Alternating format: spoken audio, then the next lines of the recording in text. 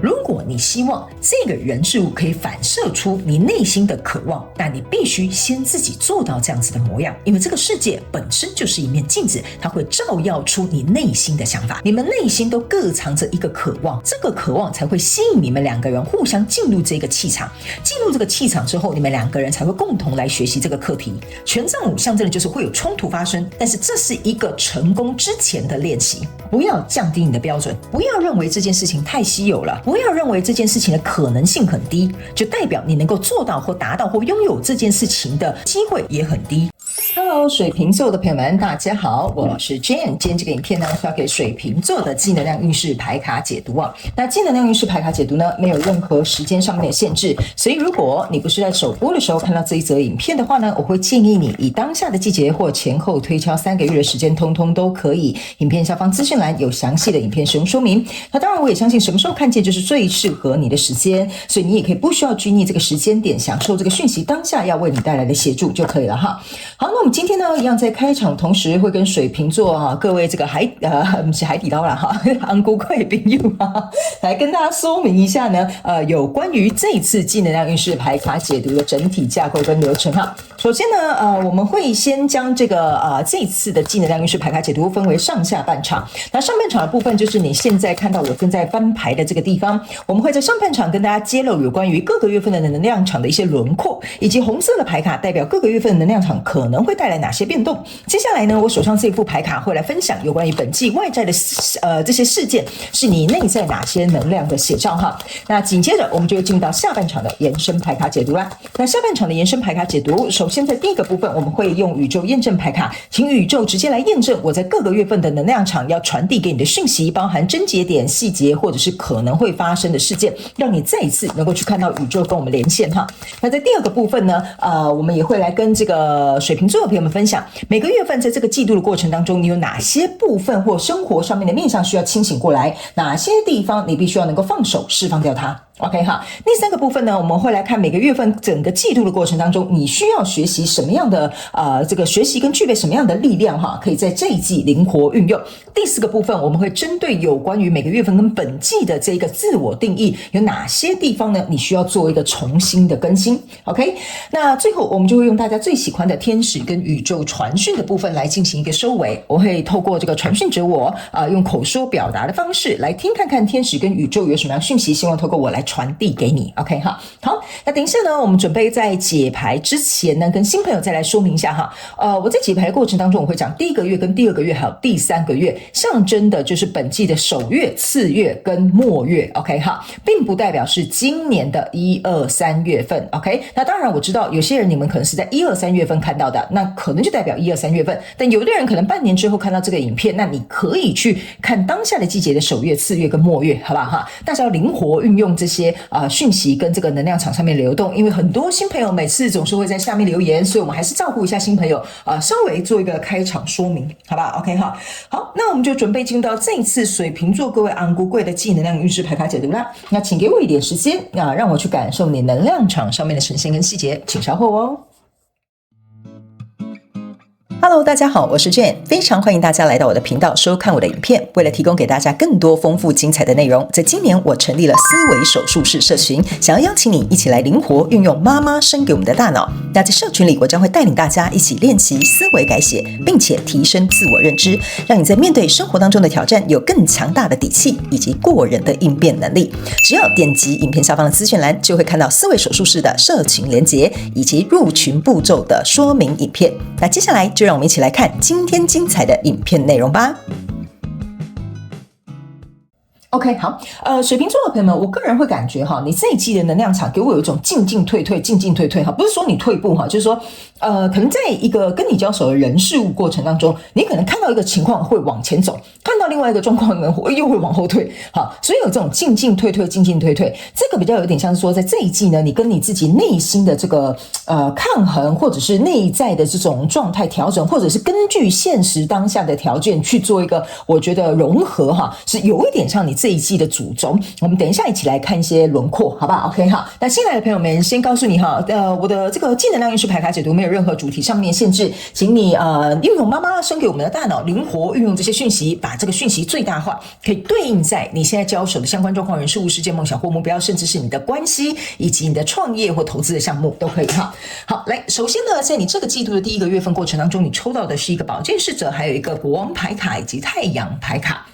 那这3张牌卡哈，在你的第一个月份呢，我会有一种感觉，就是说这个能量场很像是水瓶座的朋友们好像想要掌控或控制某个局势或某个状况。好，比如说这一段关系好像有点变动，你想要控制这个整个状况，希望它可以稳定下来；或比如说公司有些变动，你想要控制这些状况不要衍生变得太复杂哈。我就稍微举例，那你们后面就要自己灵活运用了 ，OK 哈。那在这样需要控制或掌控全局，或者是要能够天下太平哈，或者是你想要去评定这些东西哈，我觉得呢，这个不是一个你能够急得来的。就是说，比如说今天我跟我的合作伙伴我们本来谈好了要合作，但是呢，后来呢，对方可能反悔啦，或对方有其他要求啦，或者是比如说这件事情，比如说我们的供应厂商突然给我们有一些不一样的答案了哈，所以这个国王就有点像说，我必须要出去处理这件事情哈。但是这件事情处理不是说，你怎么可以突然涨价？那不然卖我200好不好 ？OK， 就跟当初讲的一样，你赚一点，我赚一点哈，不是这样子处理事情的。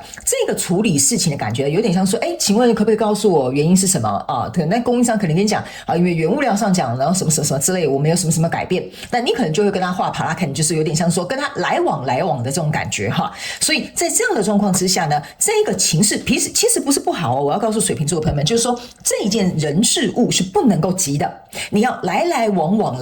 所以我才会跟你讲，你不是在退步，你是在针对外在的条件去做一个调整，或者是你内在的情绪可能受到这件事情的冲击，你在缓和你自己的一个状态。所以这个有点像是内外兼修哈。所以呢，第一个月份的能量场有点像是这样 ，OK 哈。所以这个消息一捎来之后呢，这个国王他就必须要出去平定这个天下。那这个太阳牌卡象征就是出征了，我骑着一个白马，因为我希望这个人事物可以跟我有一个好的结果跟结局。所以这大概是第一个月的轮廓。那来到第二个月之后呢，这边是一个钱币4权杖骑士，还有一个钱币国王哈。那钱币4加钱币国王象征是钱币5，意思就是说这个在跟你谈的人事物呢你交手的这个人事物呢，有一点像说我就是想要我的成本是这样，但是你跟他讲说，可是我也想要我的利润是这样 ，OK 哈。所以呢，你们两者之间呢，就有点像是说，大家有点好像踩不到那个中间的那个点，或者是还在摸索那个我觉得那个共识哈。所以呢，在这个过程当中呢，我觉得第二个月比较有一个重点哈，有点像说这个是我们还在讨论，我们在调整比如说这个国王去跟这个人谈什么，来到这里之后呢，我会感觉你原本可能会预计这个人事物会有所推动，但殊不知我觉得殊不知来到第二个月非常有可能会有个程咬金出来。例如说本来跟老板谈说你要升迁了然后呢，老板就说可是我觉得你的考绩什么等等这些就在这边还在商量，还在讨论在第二个月份呢，突然呢本来就是还在谈升迁嘛，第二个月可能突然觉得说，不然我们也提名王小明好了，我们一起来看你们两个人竞争谁适合做这个位置所以第二个月我觉得有一种就突然会有程咬金的感觉在里面之外呢，还有一点就是我们刚刚讲的嘛，你们两者之间各自有各自的坚持。比如说老板就是觉得你考绩不够，但你跟他讲说，可是我都有达到公司的业绩所以在这样状况当中来了一个程咬金之后呢，变成是一个竞争的关系了。所以呢，这个钱币4跟钱币5呢，象征就是对不起，钱币4加钱币国王象征就是钱币5，意思就是说呢，你原本很在乎的立场或者是你的观点或你的要求会变成是让别人有机可乘。但是这个有机可乘不是说这个人是一个小人他出来跟你竞争这个东西，而是说因为这个原本跟你交手的人，他知道了你的弱点在哪里，所以他知道用什么样的方式或什么样的状况可以去压制你。所以这个程咬金不见得是一个坏事，这个程咬金有点像是这个人先出了他的底牌跟他的筹码给你看，所以我才会跟你说这个程咬金的状况在第二个月是非常有可能会出现的。但是呢，水瓶座本人不要怕不要紧张也不要吓到吃手松为什么呢？因为再怎么样你这里都是一个钱币国王的坐镇，OK 钱币国王坐镇的意思是说他们虽然会吓唬你哈，拿个程咬金来压制你哈，或者是有一些状况可能会有一些变动，但钱币国王象征的就是哈，敌不动我不动啊，我很稳啊。虽然你拿这个东西出来吓唬我哈，但是我并不会受到太大影响。可是我觉得你内心里面多多少少情绪会受到一点波动，所以这就是为什么呢？我觉得在第二个月呢是事件发生，情绪波动比较多。第一个月份比较有点像是现实层面的这种外在条件影响的因素比较多，所以来到第三个月之后呢，这边是一个就是 Temperance 跟权杖4还有权杖2 ，OK 哈，那这个是你这个季度的第三个月份的能量场。那权杖4加权杖2象征的就是权杖6，意思就是说我们要准备走到一个我们两个比如说谈判啦，这段关系的走向啦，或这个投资的项目啦，我们要朝向一个权杖6的方向去。但是我要告诉你的意思就是说哈，这个权杖2走到权杖4中间少一个权杖3，象征就是说这个明显的方向还没有定案，因为 Temperance 象征的是我在等待一个更好的时机，或者是我们还在协调。好，你注意看这个 Temperance 是哪两个圣杯在协调，就是说你喜欢的条件，我想要的要求，我们还是在协调。但是我们到第三个月你也给我也给哈，我们也没有说就是我觉得好像这边有点像一个烟雾弹好不好？水瓶座朋友就是他想放个烟雾弹吓你啊 ，OK 哈。但来到第三个月的时候，你们两个还是会和好如初哈，有点像说那你想怎么样嘛？然后我告诉你我心里就是怎么想嘛哈，所以有点这样来往往很有趣的一个氛围哈。这个呢代表说好，那我们再一次去考虑我们的这个权杖3的方向要怎么走，因为我们毕竟两个人都是想要走向这个权杖6嘛，是不是这样讲 ？OK 哈。所以呢，我觉得在第三个月，虽然这个人数可能还没有一个明确的结果，但起码你们有点像是和好如初，或者是回到最一开始的这个状况。所以第二个月哈，我觉得比较有点像是在谈判过程的一个技巧哈，或者是一个烟雾弹出来吓唬你啊。我觉得无伤大雅，倒是没什么太大的状况。OK 哈，好，那这是一个轮廓，但是我们在下半场延伸牌卡解读，我们会来看一些关键点、细节，或者是可能会发生的实际事件。OK 哈，好，那接下来呢，我们要来看这个季度过程当中各个月份气场会带来什么样的变动哈。来，首先先看第一个月。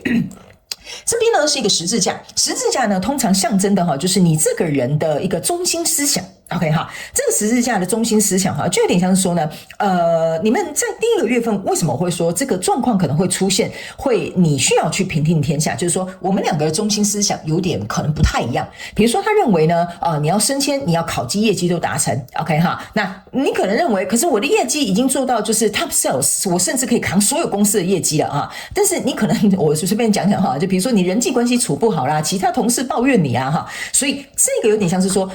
比如说这个公司看的比较有点像是你的人格，但你看的是我的成绩哈。比如说我就这样比喻，所以这个中心思想会引发你们之间去碰撞啊，这就是为什么这个第一个月份气场会带来中心思想的碰撞跟这些变动。那这个中心思想的这个状态哈，你也可以把它想成简单一点，就有点像价值观啦，或你的对某件事情的看法啦哈，也可以哈，你们要灵活运用这些讯息哦。所以呢，这个变动有点像是说呢，因为我们两个的价值观不同，我们两个中心思想不同，或我们两个信仰不同 ，OK 哈，所以这会造成，比如说假设哈，你是一个佛教徒啊，你想要跟一个基督教的人在一起哈，这个就是中心思想很明显的不同。OK， 那在第一个月份的这个碰撞，有一点像是说呢，碰撞之后带来这个变动，让你们两个人去厘清什么是可以协调的，什么是不可以退让的。所以这就是有一点像说把这个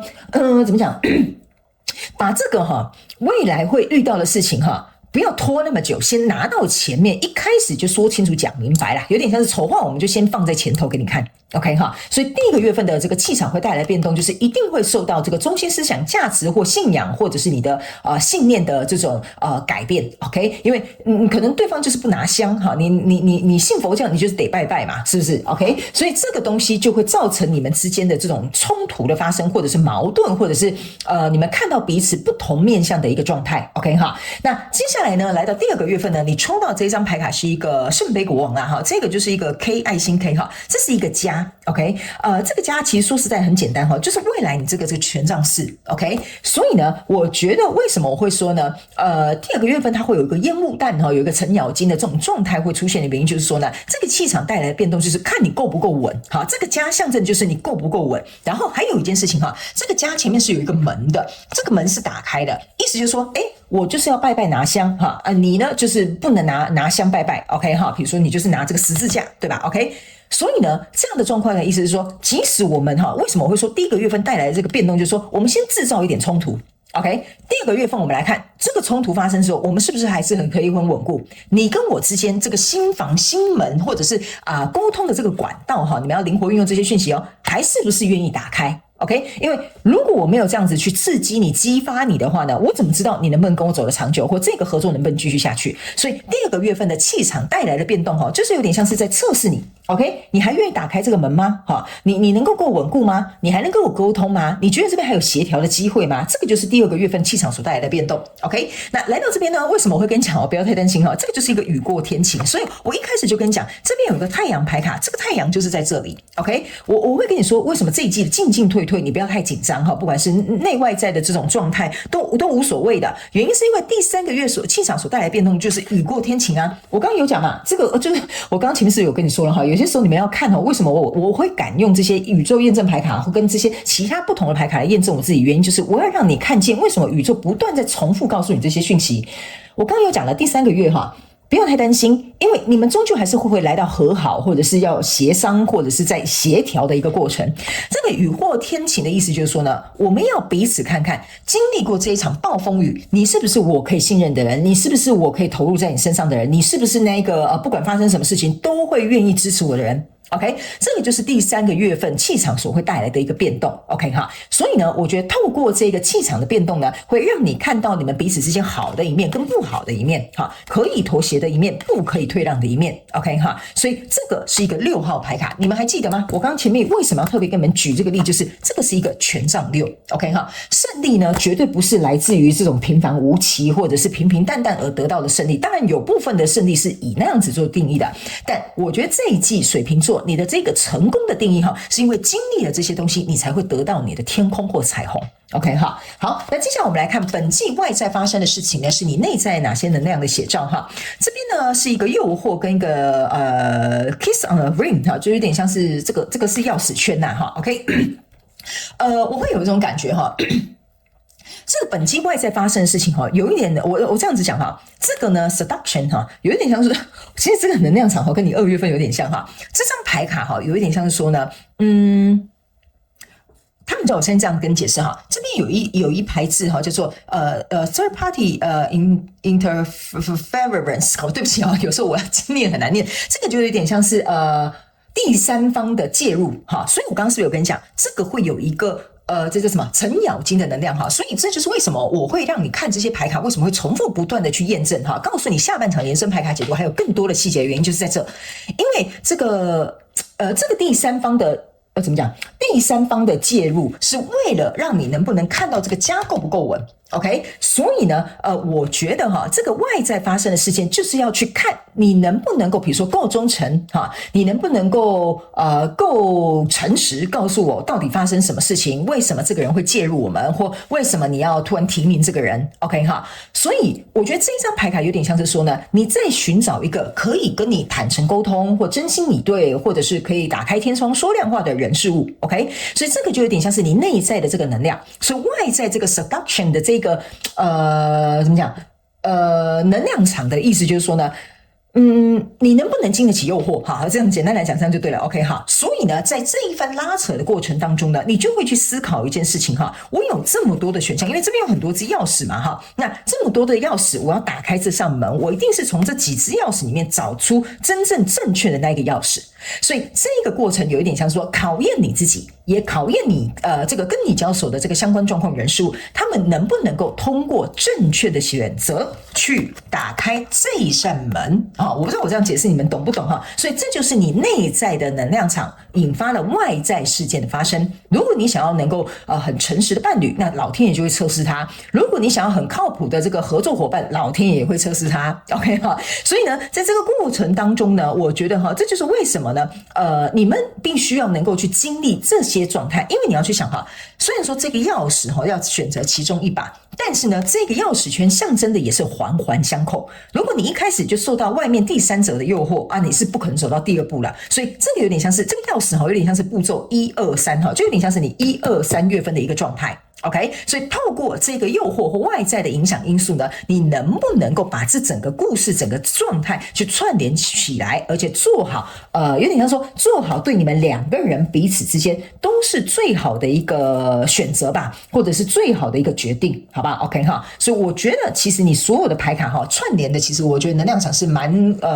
和谐的。所以接下来我们就来进入下半场的延伸牌卡解读，好不好哈？那在下半场的延伸牌卡解读呢，首先第一个部分，我要用宇宙验证牌卡来详细验证各个月份的这个能量场细节、症结点，还有可能会发生的事件。第二个部分，我们也会来提醒水瓶座哈，各位昂古贵的朋友们哈，在每个月份跟整个季度，你有哪些面向需要清醒过来，哪些地方需要放手。第三个部分，我们会来看每个月份在这个季度过程当中，你有哪些必须要学习跟具备的力量可以运用。第四个部分，每个月份有哪些自我定义，你必须要重新做一个更新跟调整。那最后我们就会进到天使跟宇宙传讯的部分，好吧 ？OK 哈。那如果你也想要来加入我们下半场的延伸牌卡解读，我们下半场的延伸牌卡解读呢，就在我们影片下方的资讯栏就有一个连结，很清楚，你可以看得到。OK 哈，所以欢迎你们以行动来支持我们的频道。OK， 那以上呢这些稍微这一季的这个轮廓，也希望可以帮部分水瓶座的朋友们带来一点帮助，也非常感谢水瓶座的朋友们来收看我的影片，也希望你会喜欢。那我们就下半场延伸牌卡解读见喽，拜拜。